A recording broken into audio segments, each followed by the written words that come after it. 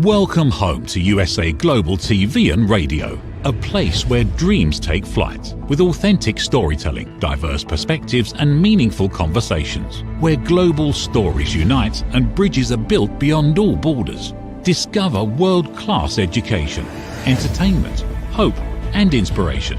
Together, we're building bridges worldwide. Subscribe to our channel, USA Global TV. Download our app, USA Global TV. Be our guest or join our team. Visit usaglobaltv.com. Thanks to our founder and executive producer, Dr. Jacqueline Kerbeck. Music score by Yeffy Tang from Cloud Road Music. Voiceover artist Mike Porter. Creative direction by Paul Garcia. USA Global TV and Radio, your home for global connection. All rights reserved. This video and its contents are the exclusive property of USA Global TV and Radio. Unauthorized use, duplication or redistribution in any form is strictly prohibited.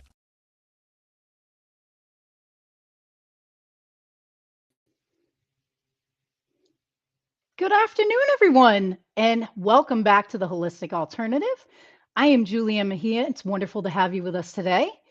Our guest joining us is a true pioneer in the hemp and cannabis industry. He has been instrumental in shaping key legislation and leads two impactful organizations, Deschedule Earth and the Food First Initiative, which is dedicated to sustainable agricultural practices. We're absolutely thrilled to have him with us today. So please join me in welcoming Jason Lauve to the show. Jason, thank you so much for taking time out of your busy schedule to be with us today. Thank you very much, Julie. I appreciate being here and thanks for the invitation. Absolutely. It's an honor and a privilege. And let's get right into it, my friend. If you wouldn't mind sharing with guests today that are watching a little bit about how you got involved with both the hemp and cannabis industry and maybe some of your personalized experience with it. That's a big question. I'll try and keep it as brief as I can. I've always been a supporter of cannabis, and I used to smoke a little bit here and there in high school. And unfortunately, one year I was volunteering for a ski program in Colorado. I used to teach skiing to disabled people, and I got hit by somebody. Basically, he hit me in the back with his ski equipment. Basically fractured 3 vertebrae, broke 2 ribs, and a tear in my spinal cord. And that opened the door to obviously being disabled, but also to learning about plant medicine and specifically about cannabis. Now, fortunately, I guess you could say fortunately, I was in Colorado at the time, and I was surrounded by amazing researchers, scientists, growers, cannabis activists. And so that's where all this started. Excellent. No, I appreciate you sharing that. And I think, like so many people, you, myself, and others included, a lot of people look for a more holistic and naturalized approach to healing. Yeah, this is a big one. So I was just, kind of going with the system itself, the medical system. And initially, when I was brought into the hospital, a whole bunch of really strange things happened. And there's many stories that kind of fit within this big story. But in the long run, they put me on opiates. I was on opiates for over 11 years. And that's oxycodone, tramadol. I mean, the list goes on. Many of you who've been in that world understand. And if you don't and have never had that experience, I think opiates really shouldn't be used the way they are. Fortunately, cannabis is something that I found that made a big difference for me and didn't give me the psychological problems and physical problems that the opiates did. And so I feel very fortunate these days to have been through that process. It was a learning process.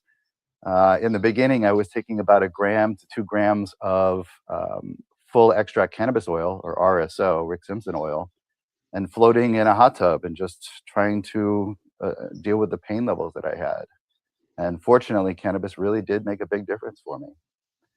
No, and that's so wonderful. Today, just to kind of jump ahead real quick, I'm actually walking these days. So I was using a wheelchair for over 11 years. I walked with 2 canes, short distances, or a walker.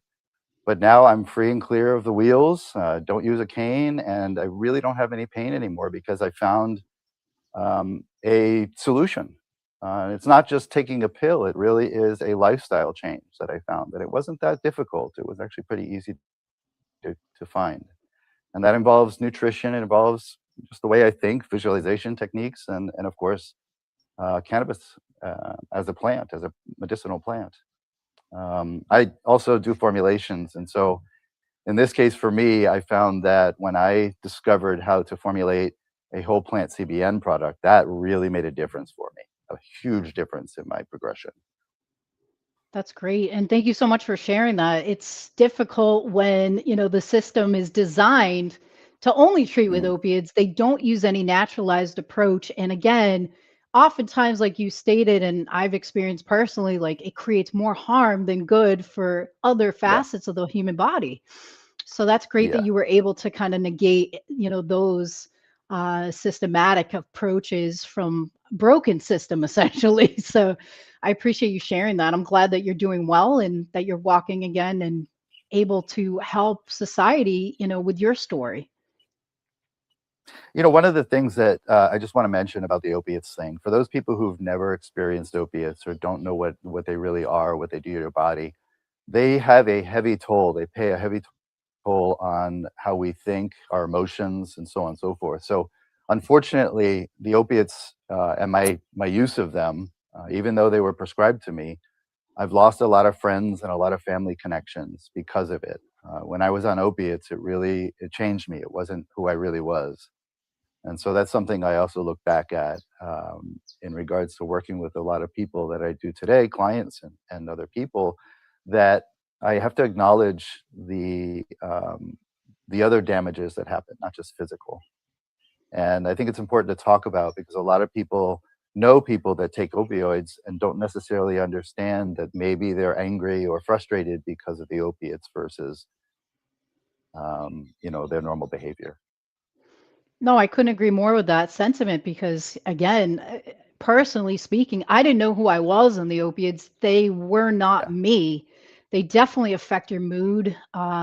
It was like a black, dark cloud was always hanging over me. So, again, thank you for sharing that. That is a very crucial piece of, opiate use that people don't talk about or they're not aware of. So, I think it's important to discuss. Yeah. And These thank you for things, sharing. these are really, really important. Yeah. Thank you for acknowledging that. I appreciate that. That's a big deal with me, actually. Absolutely. And so getting off of the opiates, finding naturalized approaches that helped. Let's talk a little bit about how that pushed you to help support cannabis and hemp legislation. Great, great subject. One of my favorites. Um, so this gets into all the people that I met.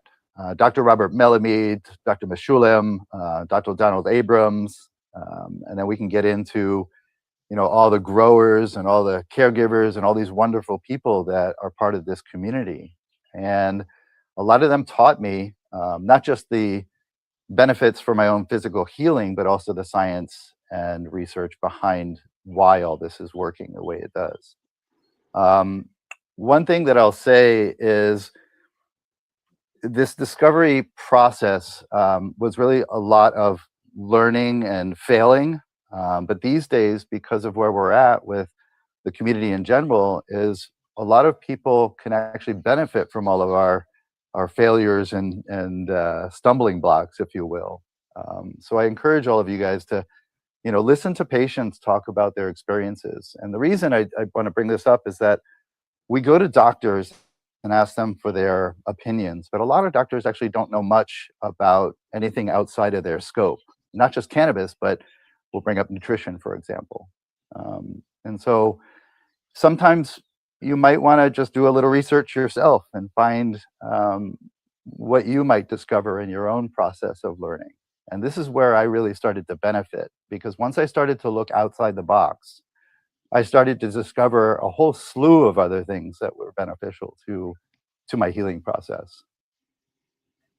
No, I couldn't agree more with that. I think we all need to look outside the box. And again, the allopathic model, unfortunately, after working in it and seeing it for what it is, it's designed to put a band aid on the problem. It's not designed to treat the root cause of the Right, symptom. So right. we have to This be that's a acknowledging big one. that. Yeah, exactly. So How did this lead you into working with the legislation? I know people are excited to hear about that because it's such a big topic right now with all the craziness with the hemp farm bill being under Yes, attack yes. essentially right now with the government shutdown stuff. So I'd love to hear about that if you want to share. So I don't really have anything to hide. This whole process has been filled with bad stories, but just like with breaking my back, I actually look back at that and I think it's actually a good story. It's why I'm here today. It's why I have this information and why I feel obligated to help other people. Basically, in 2008, I got raided by law enforcement in Boulder, Colorado. They found over 2 pounds, 2 ounces of cannabis, cured cannabis product in my house because, as I was saying, I was using it for my pain and also making oils, and 36 plants I was also growing. And so I was prosecuted. Basically, I chose to ignore all the plea bargains and went to trial 14 months later. And so I was one of the first people to win a cannabis trial and get my box returned to me in front of the courthouse or in the courtroom, and I carried it out of the courthouse. There's some photos of that in some newspapers from back in the day, and that changed my life. I mean, not only was it really a eye opener in terms of the possibility of winning a court case for cannabis, but also the next day, I was basically dismissed from my teaching position in Denver. And that was rough. That really threw me sideways.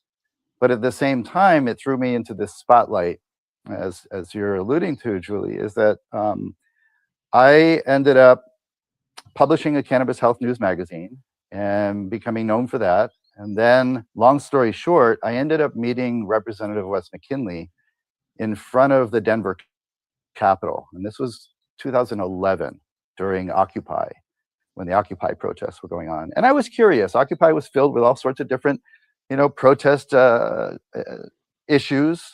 Some people were talking about one thing and others other issues. And so it was kind of like a mixing pot of protest topics. And I ended up pitching my tent in front of the Capitol that night. And Representative Wes McKinley brought his cowboy teepee out and pitched it next to us. And we ended up talking about hemp that night. That's so Woke up cool. the next morning, he was gone. I was like, oh, that was a great conversation. 2 weeks later, I get a phone call. He says, hey, Jason, come into my office. I want to talk to you about something. So I was like, cool. I got a politician asking me to come and meet him at his office in the Capitol. We ended up writing the first hemp legislation for 2012 in about 45 minutes. And that bill, that legislation passed unanimously through all the committee hearings, the floor, House hearing. I think the Senate hearing, there was one person who voted against it, and he was actually a good friend of mine, or still is. And he voted against it because he said that the proposal was too limited, too controlled. And I actually agreed with him. And in other words, what he was trying to say is that we shouldn't have any laws. And this is coming to what you're bringing up is happening today. So we have this situation where, we have a definition of hemp in the 2018 Farm Bill. But if you look at that definition, it's nonsense. It has nothing to do with the botanical definition of the plant. There's no science in there. The number that they use for the 0.3% THC limit is arbitrary. In fact, if we start getting into science, I would argue that we need to look carefully and recognize that THC is not made by cannabis. Cannabis makes THC acid, which is not psychoactive, and you need non-enzymatic decarboxylation, which is a complex way of saying I need to light a match and smoke a joint or bake a cookie in the oven to add heat to remove that carboxyl component of THCA to make it THC. So that's another sticking point for me legally. We really need to pay attention to using true science and true definitions. And this is something I think we just went through over the last 5 years. If we start changing definitions, we have no way of communicating. And so I would argue that hemp definition in the 2018 Farm Bill is actually causing a lot of the problems we have today. And So just to kind of wrap that up, I think that all the legislation we've seen since, including the stuff I worked on in 2012 and 13, is all problematic. And that is because the foundation of everything we're all involved in is built on fraud and manipulation. And that you can go back to the congressional hearings around the Marijuana Tax Act in 1937. You can look at 1969 when Timothy Leary won his Fifth Amendment court case proving that the Marijuana Tax Act was unconstitutional. I'm full of information, so I can go down these lists and lists and lists pointing out all the fallacies of what we're living under. But basically that in a nutshell is where we are today. And so I'm actually, in a weird way, I'm thankful that this hemp issue has come up right now in regards to the conversation about what is what, right? Who has jurisdiction and so on and so forth. What is synthetic? What is natural? No, Because and it that's a looks great like point. people are coming back together again. I agree. I agree. And I think you voiced that perfectly. And again, I never understood that, right? We did a lot of work in Tennessee and, they were only looking at D9. And I'm like, so you're going to allow all the flour with THCA so that it's non-psychoactive in its raw form. But as soon as you decarboxylate it, again, to your point, when you use a lighter, you put it in the oven, you put it, past that decarb point, it becomes then psychoactive. So, again, I think a lot of these rules, regulations, they were based upon, you know, non-scientific evidence that really didn't fit either both the cannabis or the hemp plant because it wasn't conducive because they weren't looking for the correct things. So, no, I appreciate you saying that. And, that kind of leads me to my next thought. After doing some legislation and assisting with that in 2011, you've furthered, some of that work. You were working with Joseph Talley, right? Correct on that? So Joseph Tully is a federal attorney, and he's working with the Deschedule Earth Project. And that's actually a really good point to bring up because I think he just submitted an approach which would look at equal protection under the law in regards to cannabis. So, I need to read exactly what he wrote, but from the conversations we have or have had, I think what he's doing there is approaching this from the perspective of if people can do an extraction of oregano oil, for example, why can't they do an extraction of cannabis oil? And we need to look at equal protection under the law in that case. And maybe that's not going to be the context of what he uses as an example, but I think that gives you a rough idea of the thinking behind that. And so we're really excited to have him supporting the project as well. And there's a whole bunch of people part of that. We're not really a group. It's kind of like we're made up of a bunch of individual people who really believe that we have an obligation to do the right thing. Well, and I couldn't agree more on that sentiment either. I think we have a big problem as a society when we make nature illegal. It's our ancestors have been using these compounds for thousands of years safely, and then we take them away. There's a big disconnect with humanity and nature again, and I think that's why we're seeing a lot of the illnesses arise within our time. And on that note, this is also why I believe that we're seeing in the media right now all this fear about cannabis. So, for example, scromiting. So there's this fear information coming out saying that some people who use cannabis go into these vomiting fits. Now, I have seen these things in recent times, and I was just living in Mexico for quite a few years, and I have a whole story about that in terms of my experience with cannabis and what I saw down there. But what I think is happening is because we didn't see scromiting, whatever this is. Again, this Right. comes back to vocabulary. Let's use real words. Scromiting is like this cartoon language. So if people are actually getting nauseous and throwing up because of cannabis, that's a serious issue. However, if we look back in history, this is something that didn't really exist until recently. So I think we need to look Exactly. deeper and start asking questions about what is it that people are getting exposed to. Are the plants being manipulated by mRNA sequences? Are they being genetically modified? Are people putting additives on the plant that shouldn't be on there? I mean, there's a whole slew of questions I have about this at this point. And that's my biggest concern, because for me, when I go back and look at my entire experience within this arena, I think this is intentional. And I said this 15 years ago. What I see with what I've had experiences with, like with writing the first legislation in 2012, we had somebody from the hemp industry come and meet us at the Capitol and try to put a paragraph in there that would have forced us to buy certified hemp seed from Canada. Now that's not okay. No. And so that got me to raise questions about who is actually involved in all of this. Who are these associations? Who are these activists? Who are these politicians and celebrities like Montel Williams and so on and so forth, so-called supporting the plant?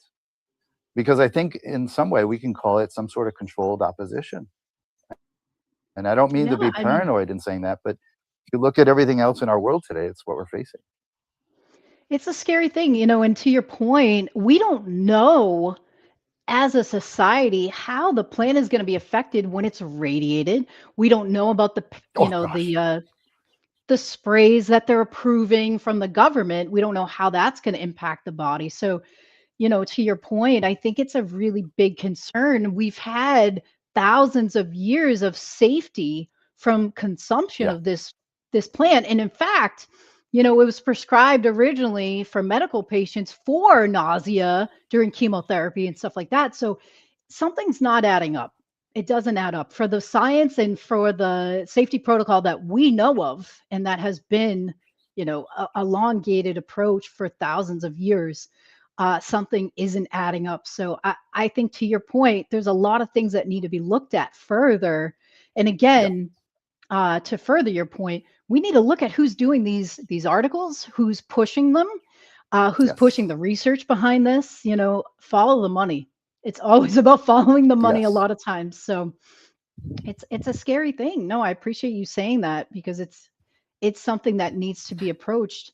I saw that article a few weeks ago, and it's been bombarding on every platform about scromiting, and it's just weird. So I appreciate you bringing that up, and talking about Joseph and some of his work. That kind of leads us into discussing some of these projects that you've been a part of. If you feel comfortable, can we talk a little bit about, Project Deschedule Earth, and then your Food First initiative? I think those are beautiful projects that can be discussed here. Thanks for bringing those up, because the research is a big part of this. And first, let me address just that word or that reference. A lot of times we look at research and think that it's actually a good source of information. Fortunately for myself, I've had so much experience with reading so many documents that I've gotten to the point where I can spot where there are holes or problems. And then the other side of it to think about is that a lot of research is done for economic profit, so motivation. So that is really important to consider. And then the other side of the question is what hasn't been researched. And so, for example, how do we know that THC comes from cannabis if there hasn't been any research to explore, are there any other plants in the world that actually can produce THCA or THC? And so that's just sort of a way to think about things. What hasn't been done can also be used to hide things. Now, the research stuff is really important. And so Deschedule Earth is basically, the intent there is to remove cannabis from scheduling. So scheduling is basically under the DEA's purview, and scheduling involves 1 through 5, right? I think if I remember right. And Schedule 1 is basically there's no use for a plant or a substance and it's harmful. Well, we know cannabis has medical use and we know it's not harmful. And so it shouldn't be in Schedule 1. And then there's talk about putting it in Schedule 3. Now, Schedule 3, if you look at it and look at what's in there, we have to consider that all those things you need to have a prescription for. So if they put cannabis in there and you don't have a prescription, what happens? Okay, so these are questions that need to be answered. The other piece in terms of research is, what are we actually dealing with, right? So once removed from descheduling, I think we're at a place where we can start fresh again. We're at the foundation again. So let's get rid of all the controls and start over again with real science and real information. And what I mean to address there is that we have to be cautious about the apparatus that are being used. So HPLC, GCMS, LC, these are all testing machines for determining if there's THC in a plant, for example. But we have to ask, is there heat being introduced into those systems? Because then they're changing the THCA to THC. Now, this gets into a whole bunch of other issues because there's also this term being thrown around regarding total THC. Now, I've never seen that in normal science. I've never seen a scientist just group together a whole bunch of different molecules and call it the same thing, right? And that's essentially what they're trying to do with this total THC reference. They're trying to put THCA together with THC and all the other different cannabinoids into one naming convention, which is illogical. It's non-science, right? The other thing is the testing. So we see hemp seeds and hemp leaves now are being used in consumable products, like with Chris Boucher and Justiva. But we don't really see any research about the nutritional value of the flower. And so the Food First initiative, which is again another project, and this was actually started by William Henry, is we're trying to get a real test, a scientific laboratory test to determine what is the nutritional value of the flower itself. Now, I already have my own understanding of all of this. I'm not going to say it out loud right now because I want the test to come out. But when we get that information, that's going to give us a whole lot more data to really emphasize how important this plant is to our nutritional intake and our health and well-being. And it's not just the minerals and the vitamins and the proteins and all of that, but the cannabinoids themselves actually interact with our nutritional system. And so we need to really understand what this is before we start banning anything. I personally think we're trying, or not us, but the system is trying to ban something that is actually key in our health and well-being. And if you look at our country prior to this being made illegal, we had hemp fields all over the place. We had pheasants in those hemp fields. We had a whole environmental ecosystem that existed with our hemp infrastructure, which has been wiped out. And so all these pieces are critical. So the Deschedule Earth one, remove cannabis from scheduling, and the Food First is to get the test to determine what the full nutritional profile is of the plant. Those are two big I think ones. that's so important because, again, our ancestors have consumed these, they've applied them topically, they've eaten them, they've smoked them for thousands of years. And now all of a sudden, the 19th century, we have, prohibition. And now we have an abundance of different illnesses that are developing, et cetera.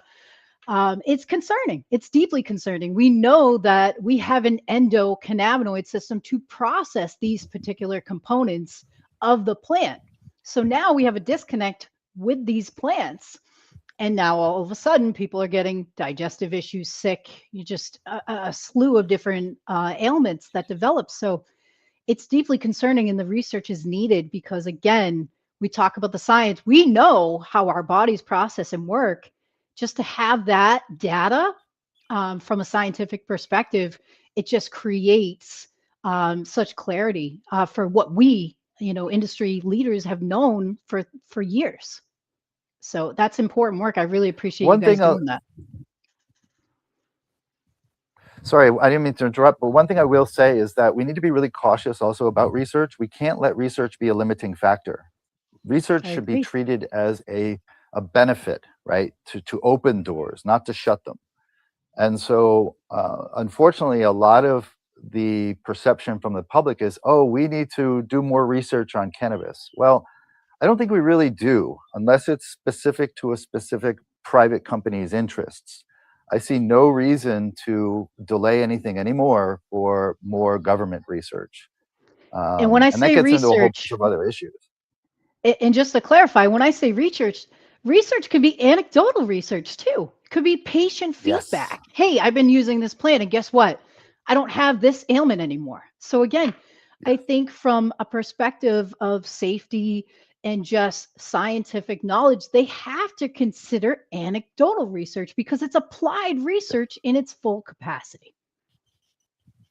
I'll give you actually a hardcore example about that. Just, and this is outside of cannabis, but so parasites are also finally becoming a conversation in people's health. And what I want to address there is that when you go to a medical doctor, they're going to do a blood sample or a stool sample to determine if you have parasites. And if those come back negative, most medical doctors are going to say, you don't have parasites. The issue there, from what I've learned in Chiapas with the Mayan medicine people, is that those parasites can actually hide, if you will. They're not intentionally thinking they're hiding, but they can end up in your pancreas and other parts of your body where they don't show up in those tests. And so these are things that can only show up or reveal themselves based on side effects, right? Right. So there's a whole slew of things that parasites can cause that you can look for in a person's behavior, eating habits, and so on and so forth, to also assist in determining if somebody has parasites. So yes, that anecdotal data is critical, actually. I agree. And I think that sometimes weighs more than some of the, professionalized Yeah. research, because again, we don't know where it's coming from or who's paying for it and what they're trying to show. So again, um, anecdotal and factual research components where you're seeing it live from a patient's perspective is crucial. And in Yes. regards to that, you bring up a great point. You do some consulting work, not only in the hemp and cannabis industry, but in the wellness space as well. Can you talk to people a Mhm. little bit about your consulting? Sure. Yeah, I'm not a doctor. I'm not a healer. I don't do any of those things.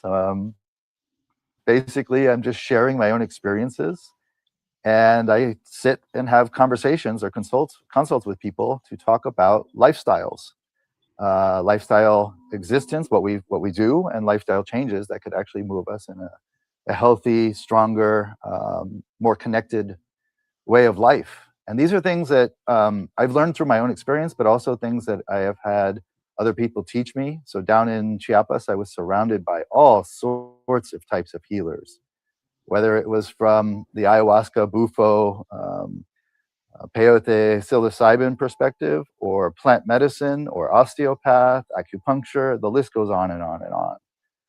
And so I fortunately was able to oh gosh, I guess fall into this place where people started coming to me saying, "Hey, you were walking with a cane last week, and now you're walking without one, or now you have more energy. What's going on with you?" Right? And so people started asking me, and I started just sitting with them and sharing these conversations. So now I have basically three pieces that I use to teach people how to use the healer within. So I'm in Hawaii right now. I was just in Chiapas. A lot of these indigenous cultures that I've interacted with and learned from believe that we are the healer within. We don't need to go to a doctor. It doesn't come from outside. We learn from outside, but the actual change is within us. And this is something that I experienced on my own. So in my back healing process, I had to go outside of that belief system and really become a child again. I had to relearn what it is to live, and what it is to be responsible not only for myself but people around me. And responsibility is the biggest to me. If I were going to pick one word, that's the biggest word in our healing, because we have a responsibility to ourselves, to others, us. That to me is the biggest missing piece in all of our healing recipes. And so today, I have pretty much, I'll call it 100% success rate with all the people that have sat with me in their healing process. And I'll give you one or two examples. One of them, an older lady, 70s, she was going towards early onset dementia, basically losing all her memory, couldn't handle too much information. She was exhausted. Today, she's playing ping pong. She's traveling. She's getting all her memories back. She can climb We call these the Guadalupe stairs in San Cristobal. She could barely walk them once. Now she can do them 10 times. So that was evidence that this is working. Another person had a brain tumor. Basically, we got that to shrink and disappear. He did it on his own. I didn't do anything. I just shared my information. And so that's a little bit of insight. There's a lot more to it. There's a lot more pieces. There's a visualization technique that I talk about. I also teach the basics of magnetism, and which relates to frequency. And so all these pieces, in my view, connect to what I call law of living. And the law of living concept is basically putting all the pieces that Western science has taken apart and putting them back together and letting nature guide us. That's essentially it. That's a beautiful approach. And guess what? I think, again, humanity has survived for thousands of years without synthetics. I think the system is highly broken from working in it, seeing it for what it is. I think personally that the system should be, hey, let's exhaust all naturalized approaches first. And if all else fails, then we go to a synthetic pharmaceutical. So that's personally my opinion. But it's been crazy, right? So we're coming along to the 40-minute mark. We have 5 minutes left of our segment. And it's been an honor and a privilege to host you. And I'm sure everybody that's listening and watching the segment today, they want to know how they can get in contact with you, how they can support your initiatives, and maybe do some consulting. So how can people get in contact and reach you? So I see on the screen, you guys have posted my contact info. Thank you very much for putting it up there. I'm known as Mr. Hemp in the United States. I'm known as Don Cáñamo, which is Senor or Mr. Hemp down in Latin America.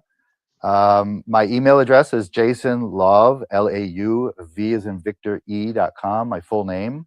And then my website is my last name, lauve.com. And hempcleans.com. So Hemp Cleans is something I started years and years ago for remediating soil, water, and air, our bodies and mind. And so we know the plant is useful there. One thing I do want to share with you guys is just another side note. Is, as I've mentioned, I've been in many countries doing this as well. And I'll give you one hardcore example. So I was in Mexico and I achieved what's called an amparo. An amparo means protection. And basically what that means is that I have protection to do whatever I want with cannabis, except for commercial use. That's a separate issue. But there's no limits. I can transform, grow, produce, use, whatever. And so my question is, if I was able to achieve that in Mexico, don't I have more freedom than we have in the United States? Let's fight for the freedom we own in the United States. This is ours, right? And what I mean by fight is right. Okay, use our voice and words and contact your representatives. It does make a difference. Our government was set up for us to participate with. And so if you're complaining about the government, you have a choice to make it better. We can do this. Absolutely. Jason, thank you so much. It's been an honor and a privilege. You guys, please contact your representatives. We all, as a democracy, our voices matter. So Jason, thank you so much for taking time out of your busy schedule, especially while traveling. Mahalo. And Tyler, we wish you lots of love and healing. And thank you for connecting Jason and I, and lots of love to everyone. And Jason, thank you again for being a guest today. We appreciate everything. Thanks. All right, everyone. Thank you guys so much for tuning in. Lots of love to everyone. Be kind, be compassionate to each other out there, and tune in another 4 weeks for another beautiful episode of The Holistic Alternative on USA Global TV and Radio. Thank you guys. Have a beautiful rest of the week. Take care. Listen, babe, now. Listen, babe, now. Listen, babe, now. Listen, babe, now. Listen, babe, now. Listen, babe, now.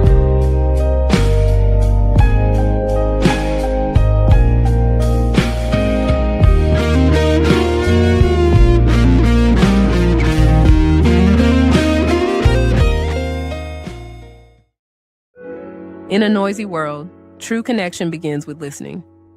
Elevated listening transforms every conversation in just 5 simple steps. Pause and breathe. Set your intention. Listen with curiosity. Reflect back. Agree on one next step. Join the Listening Mentor on Let's Finally Talk with Dr. Jacqueline Kerbeck, the Listening Mentor, where we help you find inner peace, one conversation at a time. Streaming every day, Let's Finally Talk TV show with Dr. Jacqueline Kerbeck, only here on USA, Global TV and Radio. Subscribe to our YouTube channels to watch and engage with all our content.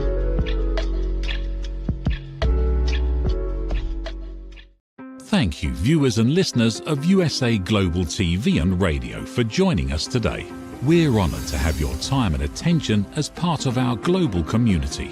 At USA Global TV and Radio, we believe in the power of authentic conversations, meaningful connections, and creating a world of possibilities together. Want to be part of something bigger? Join our team of elevated listeners at usaglobaltv.com, a space where your voice matters and your ability to listen transforms relationships. Stay connected with us across all our platforms for thought-provoking discussions, expert insights, and empowering stories. Subscribe to our channels at youtube.com/c/USA Global TV. Follow us on social media and explore the endless opportunities we're creating for growth, learning, and inspiration. Together, we're not just broadcasting, we're building bridges and changing lives one conversation at a time. For inquiries, contact us at info@usaglobaltv.com. Music by Johnny Dies. Produced by Executive Producer and Director Dr. Jacqueline Kerbeck. Voiceover by Mike Porter. Creative Direction by Paul Garcia. All rights reserved. Copyright 2025. Visit usaglobaltv.com to view our full terms and conditions.